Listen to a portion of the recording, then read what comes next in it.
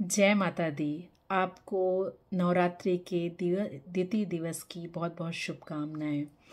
कल हमने जाना कि कैसे प्रथम दिवस हम शैलपुत्री माता की आराधना करते हैं और द्वितीय दिवस में हम ब्रह्मचारिणी माता की आराधना करते हैं।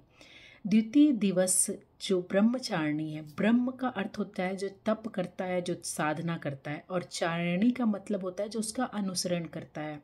इसकी छोटी सी एक कहानी है कि जब हिमालय जी और मैना जी की पुत्री पार्वती जी ने कठोर परिश्रम किया, वो शिव जी को प्राप्त करने के लिए उन्होंने कठोर परिश्रम किया। वो कई वर्षों तक उन्होंने तपस्या की, जिसमें कि कुछ वर्ष तो उन्होंने खाली फल फूल ही खाए, कुछ वर्ष उन्होंने बेलपत्र खाए और कुछ वर्ष केवल वो हवा हवा के थ्रू ही वो रह पाती थी। यानी उन्होंने ना तो निर्जल, एक तरह से कहा जाए कि उन्होंने आराधना की। इससे शिव जी उनसे प्रसन्न हुए और उनके साथ उन्होंने विवाह किया। माँ जो ब्रह्मचारिणी हैं, उनके एक हाथ में जाप की माला होती है और दूसरे हाथ में उनका कमंडल होता है। माँ जो ब्रह्मचारिणी होती है वो हमारे स्वादिष्ठान चक्र को एक्टिवेट करती है। जैसे कि माँ शैलपुत्री हमारे मूलाधार चक्र, हमारे रूट चक्र को एक्टिवेट करती, उसी तरह से ब्रह्मचारिणी माता हमारे सैक्रल चक्र को एक्टिवेट करती हैं।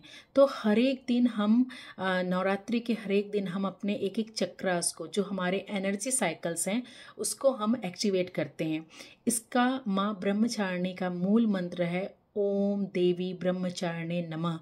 आप इसकी चैंटिंग कर सकते हो, इनका जाप कर सकते हो, और ये आपको कहीं ना कहीं धैर्यता देता है। इनके साथ साथ पेशेंस सिखाता है कि जिस हिसाब से माता ब्रह्मचारिणी ने तपस्या की थी, और आप जब इनका तप करते हो, जब हम किसी भी देवी देवताओं का उनकी तपस्या करते हैं, उनकी साधना करते हैं, उससे हम उनके जैसे गुण अपने अंदर पाते हैं। और वही माँ ब्रह्मचारिणी के साथ ही है। जैसे कि आप उनकी तपस्या करते हो, उनकी आराधना करते हो, तो आपको माँ ब्रह्मचारिणी की तरह ही धैर्यता और तपस्या की ओर अग्रसर होने की प्रेरणा मिलती है।